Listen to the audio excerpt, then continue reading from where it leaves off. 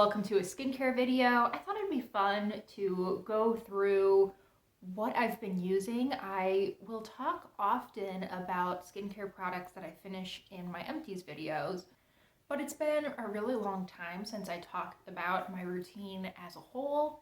Now, for a little bit of background on me and my skin, my biggest problem through my teens and up until I was probably about 21 was terrible acne. I still have quite a bit of scarring around the perimeter of my face. Now, my scars are more like ice pick scars, so they look like little indents in my skin. They're not discolored areas of skin. In recent years, my skin has been at times super sensitive. If you were here, I don't know, maybe a year and a half, 2 years ago, I had an undiagnosed beeswax allergy, and there is beeswax in a lot more makeup products than you might originally think. And my face as a whole, but especially my lips, were peeling terribly. Thankfully, I was able to work with a dermatologist and figure out that beeswax was what was causing my issues. I eliminated any products containing beeswax and or synthetic beeswax from my routine, and now my skin is in a pretty good place. I would say that I have pretty normal skin that can sometimes veer a little dry, especially in the winter here. I do have quite a bit of redness on my chin and around my nose. I am not wearing any base makeup today, so you can kind of get an idea of what my skin actually looks like. I do get occasional breakouts, but generally, A, not a whole lot, knock on wood, and B, they usually tend to be pretty near to the surface. I don't get a lot of really deep acne anymore.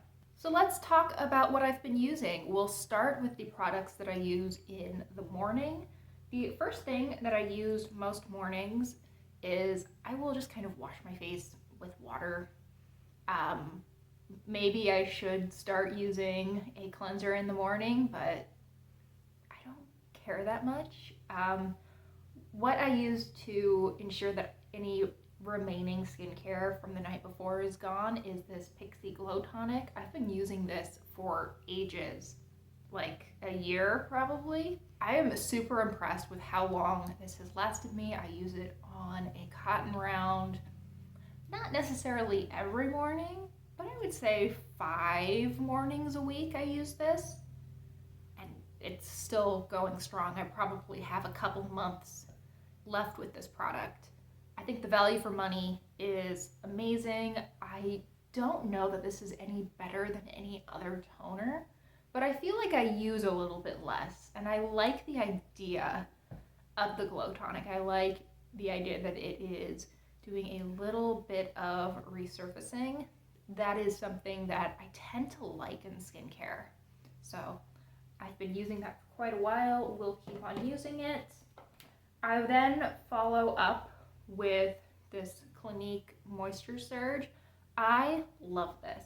If there is one product in this entire video that I would strongly recommend and am certain that I will repurchase in the future, it would be this one. This is my second full-size jar, I believe, and I've used up like 3 or 4 half-size, deluxe size samples in the past. Now, this is a really nice texture for a gel cream. It has a very slight scent to it, but it's nothing that I really notice. It leaves your skin feeling a little bit damp to the touch, but not sticky at all. It absorbs really easily. I find that it is moisturizing without feeling greasy in any way whatsoever. I absolutely love this. I've used this as a nighttime moisturizer in the past, and I liked it that way too. I've just pretty much transitioned to using it in the morning because it wears so nicely under makeup. I really love this. Would totally recommend it. And then Finally, for the morning, I have sunscreen. The one I've been using recently is the Supergoop Play Everyday Lotion. I think that this is a little bit on the greasy side. This is SPF 50. I do like to go sort of SPF 40 or above. I am really very sensitive to the sun, and I use my face sunscreen on the back of my hands up to about here on my wrists as well, because I find that my wrists and right here on my face are like the two most sensitive places on my body to sunlight, and it can really mess me up pretty quickly.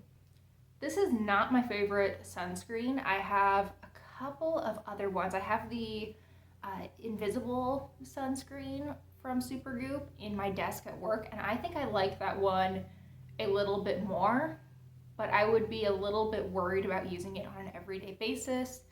It is very thick and sort of feels like silicone on the skin. I worry that it would clog my pores if I was using it consistently every day.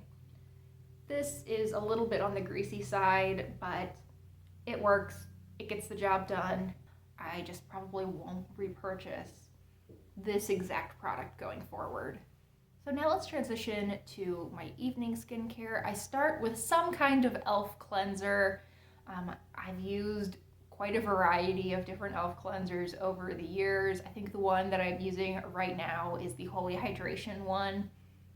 It's fine. I prefer a gel cleanser because I sometimes find the more lotiony ones leave a little bit of a film on my skin, or on the other side, the more lotiony ones can be really stripping.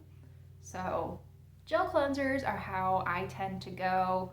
e.l.f. has quite a few of them. In general, I don't care that much about my cleanser. Like, as long as it does an okay job of getting sort of everyday makeup off, which for me is like mascara, eyeshadow, some blush, some lipstick, some eyebrow product, and it helps me to not break out, I'm good to go. On days that I'm wearing more base makeup, or I have a lot of eyeliner on, or I don't use waterproof mascara, but if I were using waterproof mascara, I would start out with this Tribalm. This is from, what is this called? Formula Prescott. Now this is way too expensive for what it is. This little stick costs, I believe, $42-ish.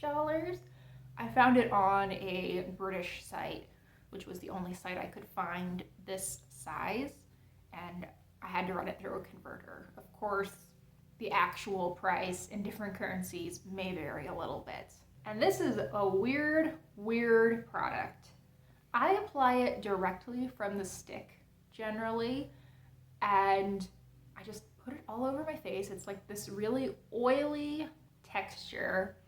I massage it in a little bit and then I rinse, and it actually does a great job of removing makeup. It leaves my face feeling relatively clean. I will usually follow up with that e.l.f. cleanser that I was talking about, but I don't necessarily need to.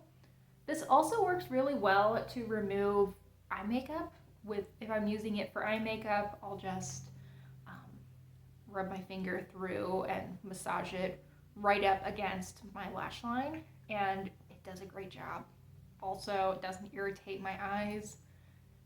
They say that you can use this and then just tissue it away. I haven't tried that, and I don't think that would work very well. I cannot imagine that would feel good on the skin and not break me out if I were to just tissue away this really oily, balmy product and then leave it on overnight. I cannot see that working. You can also use this as a mask and just keep it on for a few minutes in between when you apply and when you rinse. I have done that before, and I don't see a difference between using it that way versus just rinsing it off immediately. I don't think it makes a difference. So I do like this, but I won't repurchase. It's way too expensive for what it is. In the future, I'll probably need to figure out something that will do a good job of removing my makeup, so I might need to look into some cleansing balms. Otherwise, for eye makeup, I've been really happy with just the Up and Up eye makeup remover. It's a good product, doesn't irritate my eyes, and it's really, really inexpensive, which really is the trifecta.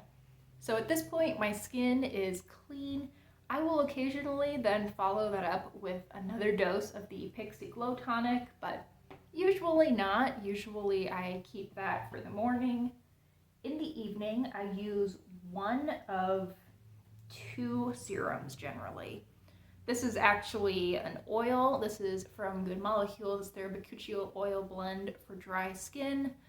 I put like 3 or 4 drops of this on my hands and then pat it into my skin.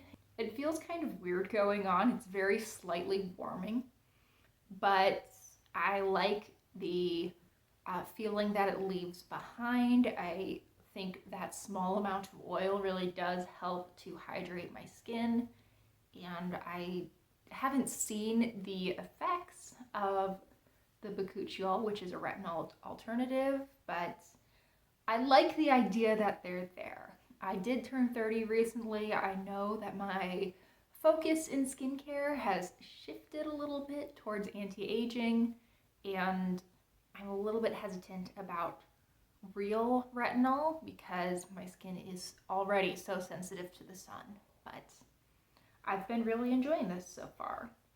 And I use that about every other night. On the other nights, I will use a hyaluronic acid serum. This one's from The Ordinary. I've used a couple different ones over the years and don't see a major difference between them. This is a little bit sticky on the skin, but it doesn't really matter because I will always follow it up with a moisturizer. Hyaluronic acid is supposed to be good for helping to lock in moisture in the skin, which is always something that I'm looking for. So I really like having hyaluronic acid products in my routine. And the moisturizer that I've been using recently is another one from Clinique. This is their Dramatically Different Moisturizing Lotion.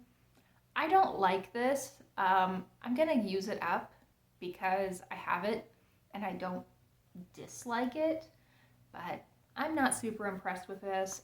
It's not a very quick to absorb product, and it leaves my skin feeling just a touch greasy. It also has that scent that old like CoverGirl products have. Not quite as much as the old CoverGirl. It's not as like sterile seeming as the CoverGirl scent, but yeah, it smells like early 2000s skincare. If you know, you know. And then the final step of like my everyday nighttime skincare routine is my eye cream. The one that I've been using recently is this Glow Recipe Avocado Melt Retinol Eye Cream. I don't know why mentally I am okay with the idea of putting retinol around my eyes, but nowhere else on my face.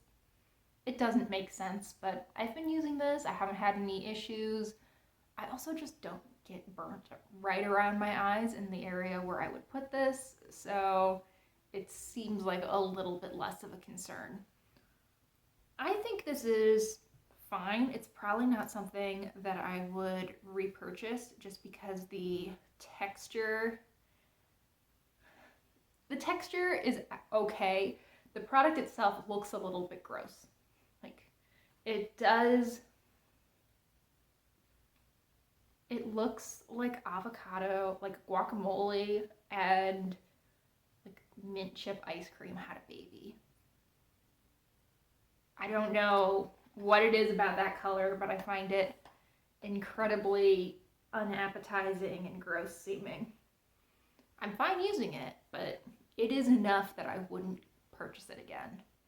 So that wraps up the products that I would use every day. I do have a couple more treatment items and one item that just doesn't fit in any category, I feel like. So this is from Dr. Brandt. It is their Hydrating Essence. And I use this if I'm not doing real skincare in the morning or if I get out of the shower. Maybe I mowed the lawn or worked out or something.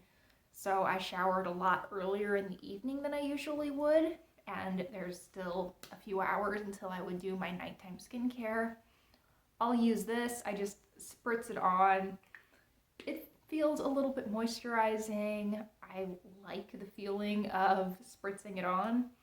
I don't know that it does a whole lot for my skin, but I do use it. So I wanted to mention it. And then I use a couple of masks.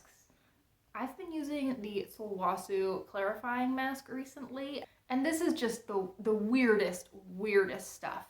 It is sticky and thick and brown, and it smells like mall Chinese food, but you put it on, you wait like 15 minutes, and it is the most easy to peel off mask I have ever used. I have had this come off in one clean piece before, and usually if I use a peel off mask, I'm like sitting there and with tons of little pieces of peel off mask left on my face, trying to peel them, but also at some point just giving up and washing my face to remove them. This, I don't know that I've ever had to wash away a piece, and I've been using it pretty consistently.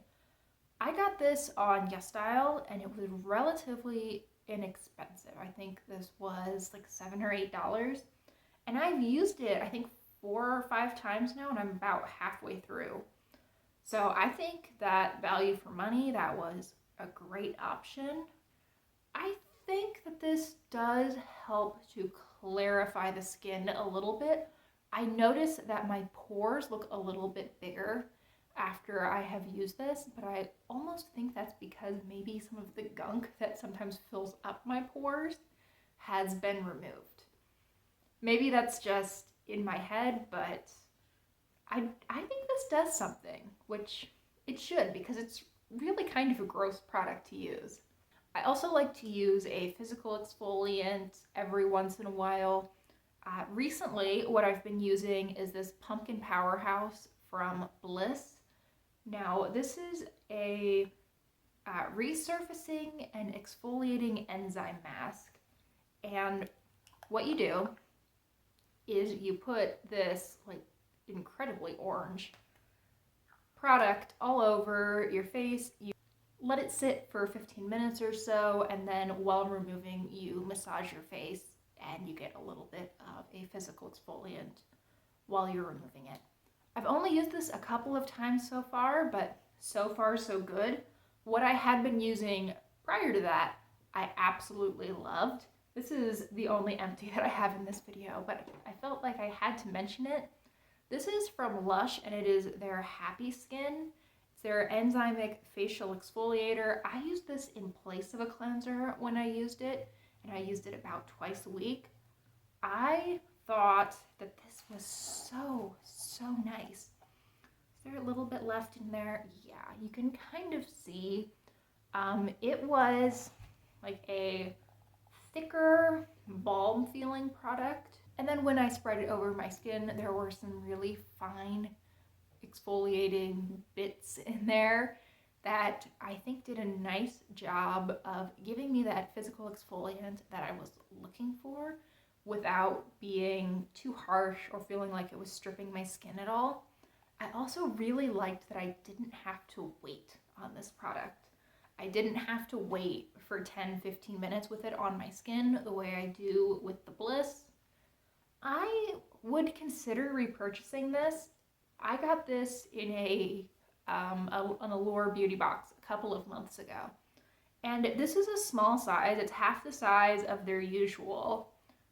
So this is 1.7 ounces. It lasted me about 3 months in the shower, using it 2, sometimes 3 times a week.